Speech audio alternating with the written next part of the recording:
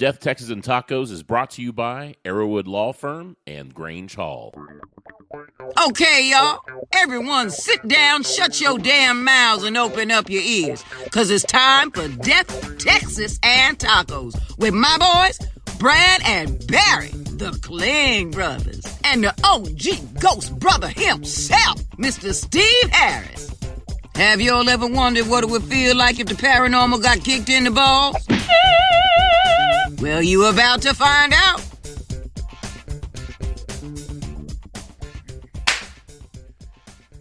Mosquito in here. So. That's a big-ass mosquito. Texas. But no, we're talking about the Thunderbirds flying over. Let's say it's funny because everyone's like, oh, you see the Thunderbirds come over? It's like, man, I've seen them 2,000 times. When you live a Growing mile up from on an Air Force base, base, it's you like see not a them big all deal. the time. Yeah, the last time I saw them I was a kid. But I remember seeing them when they were actually T-37s. Yeah, I remember the T-37. They were the training planes. They were Yes, the right. Thunderbirds were the training planes. That's that's 70s. Yeah, those that's are it. the ones. Those are the ones that ditched in the desert. They crashed. One they were doing. They followed the leader right into the leader ground. right into the ground. Every one of them, boom, boom, boom, boom. That was in the early 80s. Early sometimes. 80s, late 70s, early 80s. Then they turned into F-16s, which is what they are right now. Did they figure out what would happen with that? Well, they were just follow the leader because that's how they fly those formations. Yeah. You know, it's like if the leader fucks up, you're all fucked up. Gosh. I was going to say, yeah, this is also kind of dates us. I remember the T-38s. Remember when... I'm sorry, T-38s, not T-37s. They were T-38s. Didn't you say? I thought you said T-38. Yeah, I thought T-38. Yeah. T-37 was a fat body. It's the double side-by-side. seater. I call it the two-ton dog whistle. Trainer, yeah. the T-30, I always think of when the TVs cut off at the end of the night, you know, and they used to play the national anthem. Mm-hmm. They showed the planes fly over and the American flag and all that. Or the color bar. What I remember about the color bar is getting up Saturday morning and waiting for the color bar to go off. Waiting for the Super Friends to come on Saturday mornings. Remember, it was color pattern and then Super Friends. Yeah. At like 5 a.m. Like, and then off to bowling after that. That was our childhood. But anyway, welcome to Death, Texas, and Tacos. How's everybody doing tonight? I don't know why I asked that question because I'm not going to get an answer from you. Unless they're chatting online, they might be able to say how they're doing. Because we are here, even though this is recorded, we are live chatting with you during the show. Some of the users have been working all day, so everything's a user to me with computers and stuff. But all the listeners out there were giving us suggestions about, hey, what to talk about. And like I said, we never know what we're going to talk about. We got a couple of good suggestions, but one that we've been wanting to talk about, and that's what I want to do tonight, is I call it FUBAR investigations.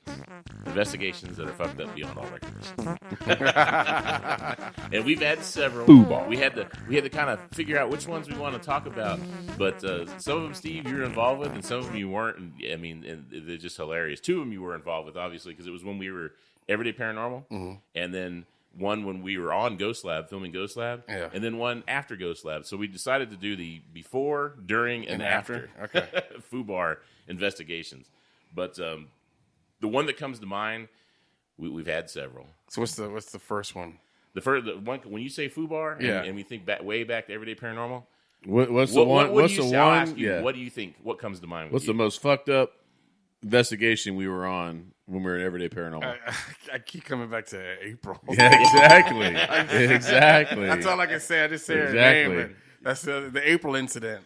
That's what I call it. So when we were Everyday Paranormal, we did a lot of investigations. We met a lot of people, and we happened to meet one of the news producers for the WOAI, which is the NBC affiliate here in San Antonio. And they were very interested in paranormal investigation. They liked how we did it. They liked what we did. Where was that? We met her. It was at the Institute of Texas Yeah, the Cultures. Institute of Texas Cultures, yeah. So she allowed us to come to the WOAI Studios because apparently it was haunted. The story, what was the story? It was the tape suicide or something? Yeah, up in the second, third floor, there was a tape room, all the VHS tapes, and supposedly the guy who ran it or worked in there committed suicide somehow. That's a story. I don't know if we ever confirmed that. That really was true. I don't know. That was a story. Yeah. It was supposedly haunted. But this is the old WAI, not where they are now, but the one that was down over by the library building, kind of Main Street in that area. Yeah. But by the San Antonio River, kind of, right? Yeah, right over there. But so we went there, and back in those days, we kind of brought every Tom, Dick, and Harry onto the team. I mean, obviously there was you, and there was more dicks than Harrys.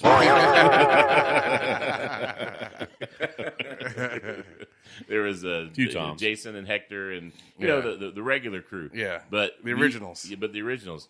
But I don't know why we kind of hung on to a couple of wannabe psychics. Maybe they were just fun to be around. They just entertained us because they were. It was entertainment. Crazy. It was funny. It was funny watching them. But it was a mistake because that WOAI investigation could have completely ended us right there. We would have never been on Ghost Lab. We'd never be here today talking on Death, Texas, and Tacos. It would have ended. I can't remember what year. I think it was like 2008. I think this happened. Yeah, and I don't think it was a mistake just because it wannabe psychics. The mistake was we really didn't know her. Right. We didn't know what kind of person she was, or at her philosophies, or anything like that. She was just kind of like, I don't even know how she even got on the team. I don't know if somebody know her or something. I don't even remember. That's true, because up until that point, everybody on the team, we all knew each other from either work or being friends. Honestly, back then, I think it was like, we had a website, we had email, and people would see that we had an investigation team, and they say, hey, I'm into paranormal. I'd like to do investigations. And we're just like, oh, sure, come on, everybody. The more the merrier. Were we filming YouTube videos back then? Not yet? That's prior. That's prior. That's prior. Okay. That's prior. That was just before those FUBAR investigations. Well, we did the institute with the producer that we met. She went with us to that investigation. So that's it was around that time we first started investigating the institute. So let's set the story. Then we all know the story, but I love telling it. We actually wrote about this in our book. Yeah, too. if you have a book, you've read about it. It's one of the chapters. And but what's funny in the book, we were nice because we said let's change the name. Her name was April. If I knew her last name, April. April.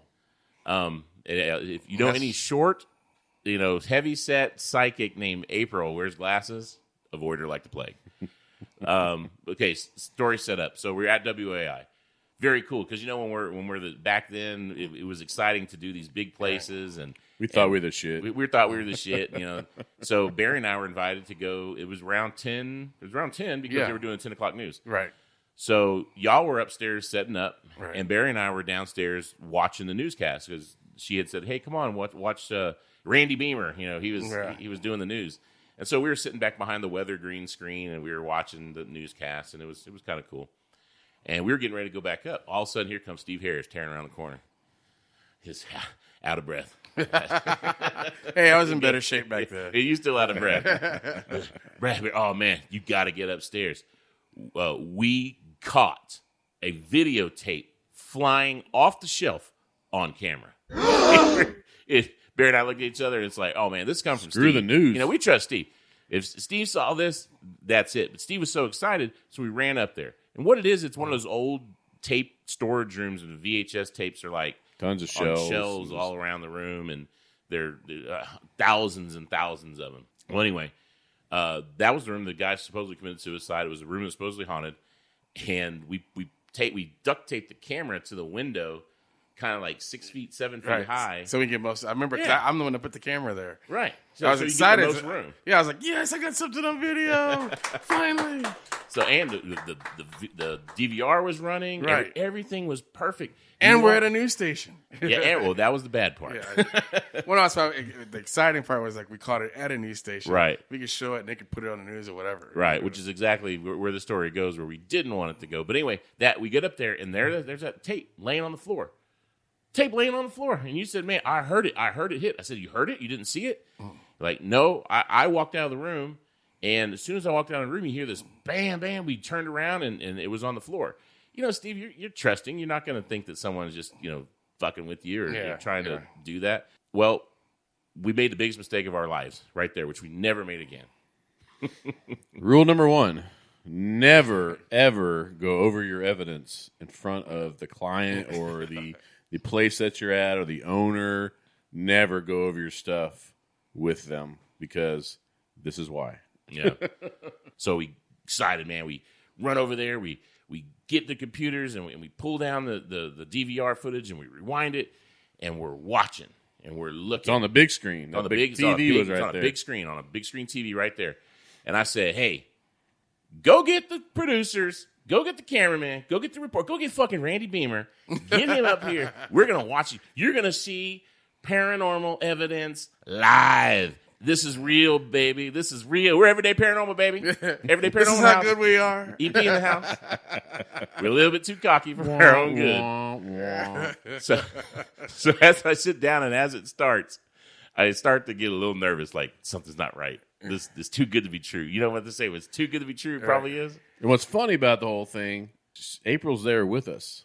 Yeah, watching She's with sitting us. right next to me, watching it with us. My surprise, well, I'm not going to say, I can't believe she stood there. I would have said something. If I knew if y'all were going to watch it on video, let's watch it later. Or don't bring them in. She pulled up a chair like, hey, let's watch pulled it. up a chair. Or if it was me, it's like come flying into the room on the table like Chris Farley and crash. Oh, man, I'm sorry. Didn't mean to break it. Or pull the plug. Oh, Yeah, it erased. electricity out. Man, It just what happened? erased. Damn rats, man. Pull the Yeah. plugs out. But, I started to get real nervous. And here she is, and she's over, and the camera guy is over my shoulder with the big camera, and the producer's over the other shoulder, and Barry's on one side, and you're on the other. And we're waiting for this tape to just miraculously fly off the shelf. Well, here comes Steve. Here comes Steve. It's about to happen. Steve rounds the corner, exits the room. Oh, here comes April. She's round the corner. Oh, wait. April stops. No, don't do it. Don't do it. I should have stopped it right then and there. She goes back. She goes back a little bit, reaches back behind her, and flicks the tape, but it doesn't go anywhere because it's tight in there. So she turns around real hard, and she flips the tape out. It falls on the floor, and she jumps back and puts her hands up in the air like, oh, I'm scared, and started screaming, and Steve comes running back in there like, what's wrong, April? And there's a tape on the floor, and everyone's excited. That fucking bitch could have ruined us for doing something stupid like that. And we didn't know her from Adam. That was the thing. But see, the thing is, I was a little apprehensive, but then when she sat down, when you said you're going to watch the video, I was like, oh, okay. She's legit. I wouldn't care if Because she sat down right there and she was going to watch it but with us. the funny part was when it happened, she goes, what happened? What happened? She look like, are you out of your freaking mind? Yeah. What happened? I turned around. I said, "You goddamn know what happened." I was gonna punch her right in the face. Yeah, Man. she was gone after that. But then she was gone, and I had my backpack, and investigation was over. It was like early in the evening too, because we had just started. Because we were watching the news, so we really hadn't gotten that far.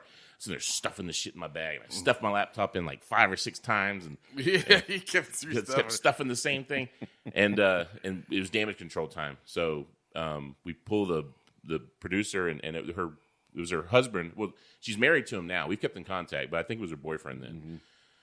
Pulled him into the room and said, "Guys, I don't know what happened. I'm sorry. This we don't know her. This is embarrassing." And they said, "You know what? Don't worry about it." Because they knew if we were sitting them down and brought everyone in to watch this, if we knew that this was going to be fake, we wouldn't have done that. So they're smart. They knew that was going to happen. And they genuinely saw that we were excited at first. Yeah, but I really didn't know them either, and that was an opportunity for them to really. Oh yeah, we didn't know them either, and they could have made themselves a big name at WOAI on our expense because the next few nights, actually probably a week. Every night we were watching NBC Local paranormal News. team fakes evidence. Yeah, I mean, That's it. I was sweating that bullets. could have been a big story, and we're like, "Oh, we are screwed. We're gonna be just the laughing stock," and it never happened. Post your pictures up real big. Pa, Yeah. pa. Yeah, the Klinge Brothers. Boom, boom. And Steve right there in the middle. Yeah, and this guy. Yeah. Hey, he was with her. We'd taking you down with you, Steve. We'd taking you down with us. But we skated out of that one. That could have been the complete end of us. But yeah, that's definitely sticks out in our mind. It's funny that you thought so too. But going forward a little bit. Now we have Ghost Lab. Okay, and it's actually season 2. We had a lot of season FUBAR, 2. We had a lot of FUBAR things in season 1, but this season 2 one this comes to mind. Remember Pocahontas, Arkansas? Yeah. Do you? No. Liar. Steve. Pocahontas, Arkansas. The trailer. The trailer. We were looking for the Trail of Tears. The Cherokee Trail of Tears. I remember being, but I can't remember the episode. Okay, well, Jesus Christ, Steve. Steve's too busy watching Law and Order. Steve never really realized where we were at because he slept going to the investigation, and he slept sometimes at the DVR and then on the way home. He may not have known where we were at. But anyway, Pocahontas, Arkansas, we did there was a double wide trailer that was out in the middle of nowhere, okay? And it was on the Cherokee Trail of Tears, you know. Wait, hold on. Is this the one where off camera we were shooting shotguns? Oh, I remember now. Okay. There you go. Yeah, I got it. You had to give me some. Yeah, reference it's not an like episode unless a shotgun Yeah, comes no. out. Yeah, and those California producers were freaking out Yeah. because we were letting one of their shoot a shotgun. Yeah. Like, anyway, Another side story.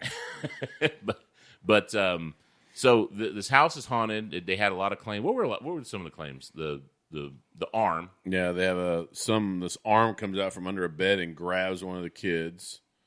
Your voices a lot, shadows. There's stuff outside too, wasn't there? Yeah, there was. We went out and I remember out in a field somewhere. Right. Well, that's why they thought it had to do with because the Trail of Tears ran right through there. So when the government was relocating the Cherokee Nation to the reservations and stuff out in that area, right, they went through there. So they just knew that this had to do with that. So we come up there, and it's like any other investigation. If that's kind of what it is, that's what you start thinking, and that's what you start going for, right?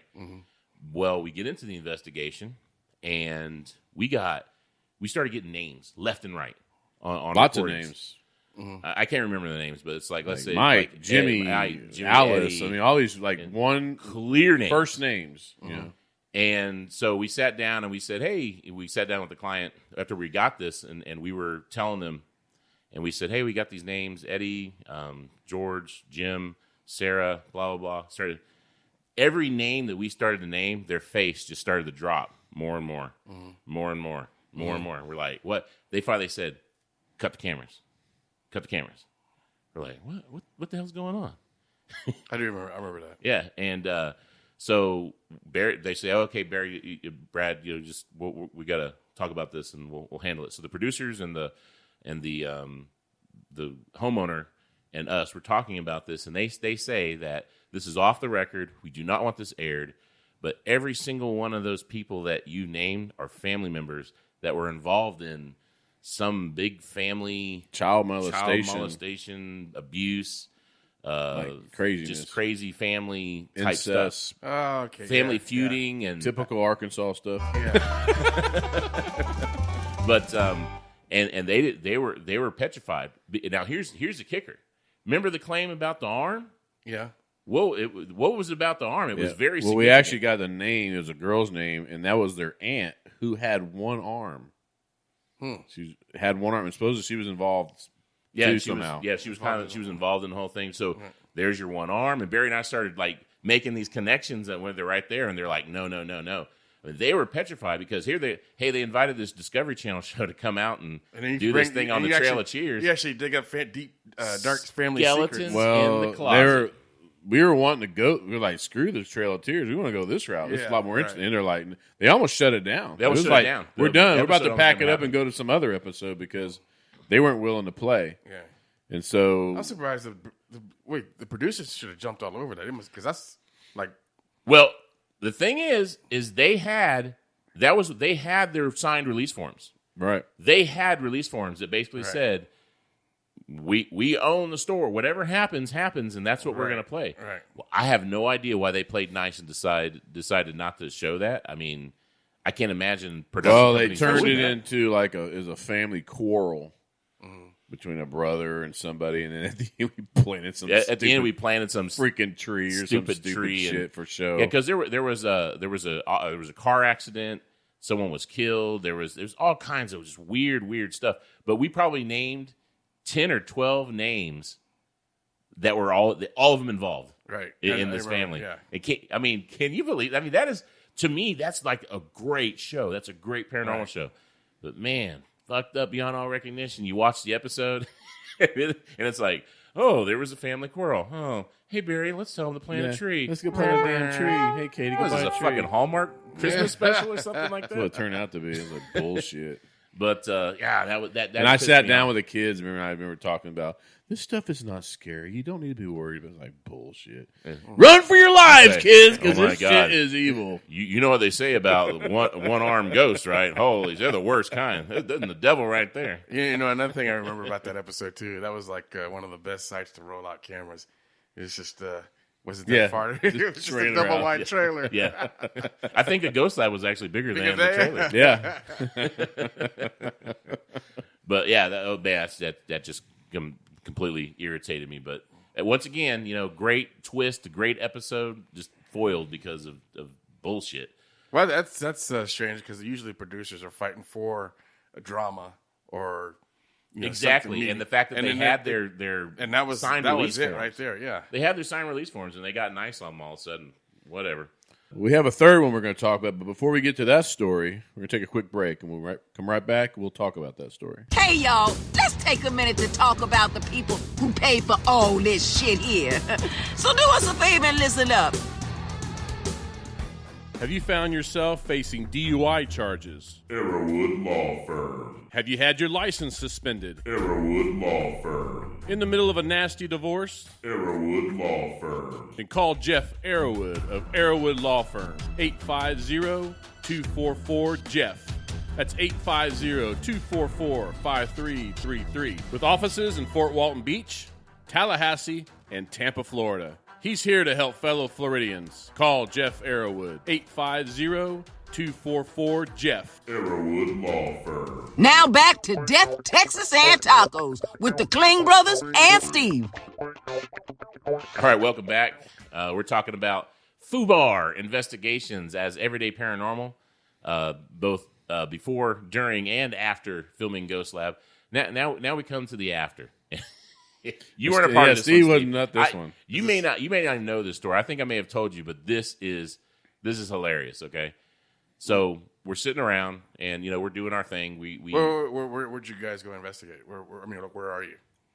Well, we're Right here. here. We get We're home. contacted by a Japanese game show. You told me. Yeah, It's seriously. like kind of like a game show / television show, variety show type thing.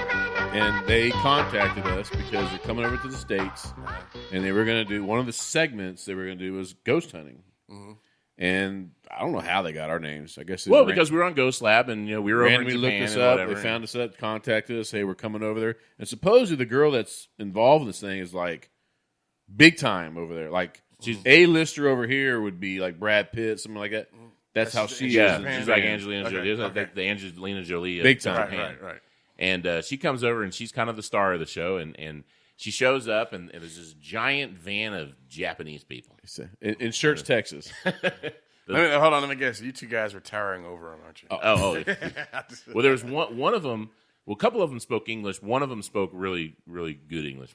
Spoke English very well. Really good English. And he was the translator, right? Uh-huh. Well, they want to know, hey, where can we go that's very, very scary where we can see ghosts? And I said, well, I don't know. We took them to Yoakum Hospital. Down in Yoakum, Texas. Old abandoned hospital. We've had a lot of luck investigating there, and so we were like, hey, well, let's take them down there and show them.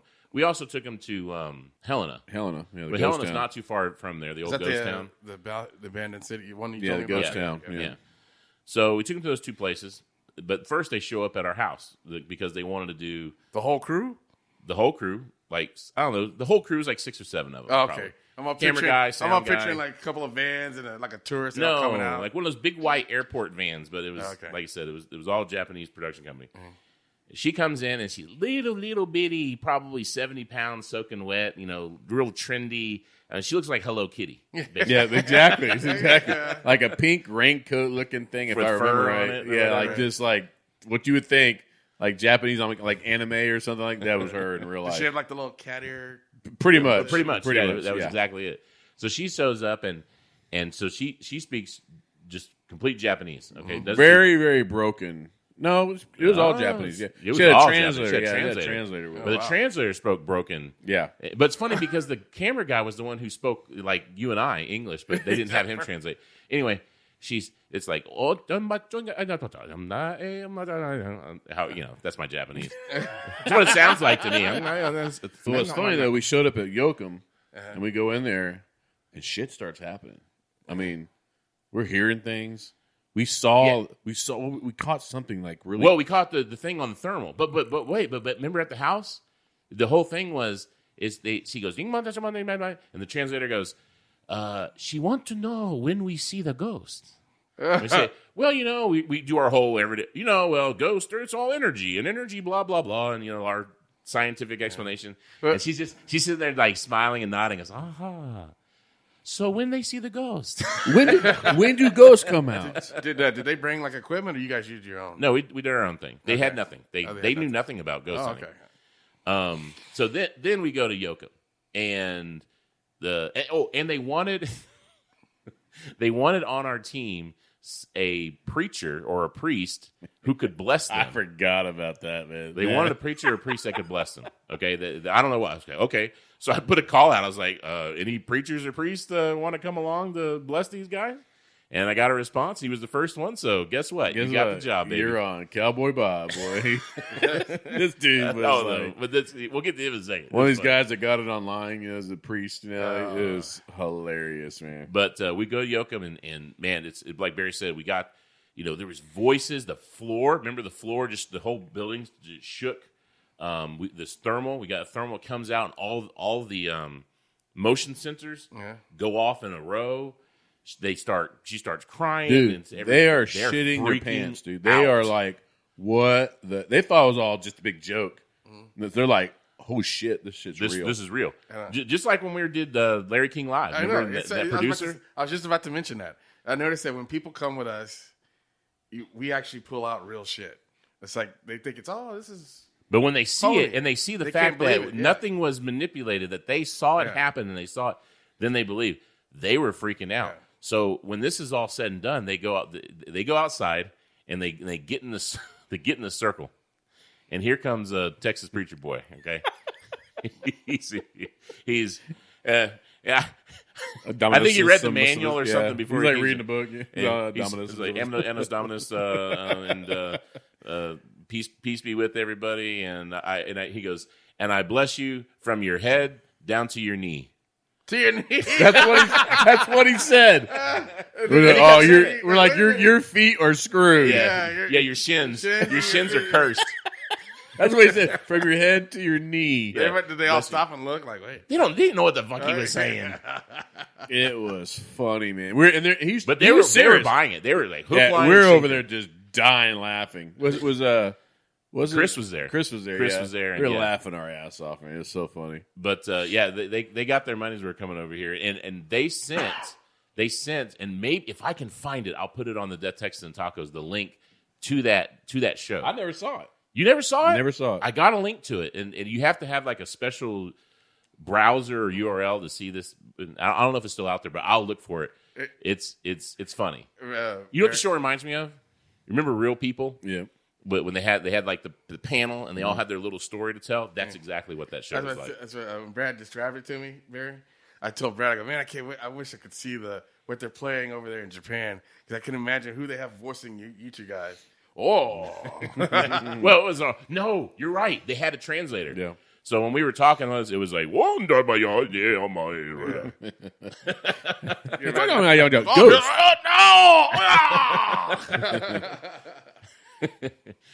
And then we're like, then went to Helena, and we were like in the middle of nowhere, in the middle of South Texas, and these Japanese people are like, where the hell? They thought they're on the moon. I mean, it was like, they didn't know where the hell they were at. They're on the set of a Wild West show. Big time. Well, it's funny. She was very, they kind of protected her. So when they were in setting up, and it was kind of cold. Yeah, she sat in the van the whole time. She sat in the van the whole time, and until it was time to come on camera, then she would come out, and then then she went back or whatever. So she's a big deal over there. I don't know. So I guess we're the envy of all of the young Japanese boys.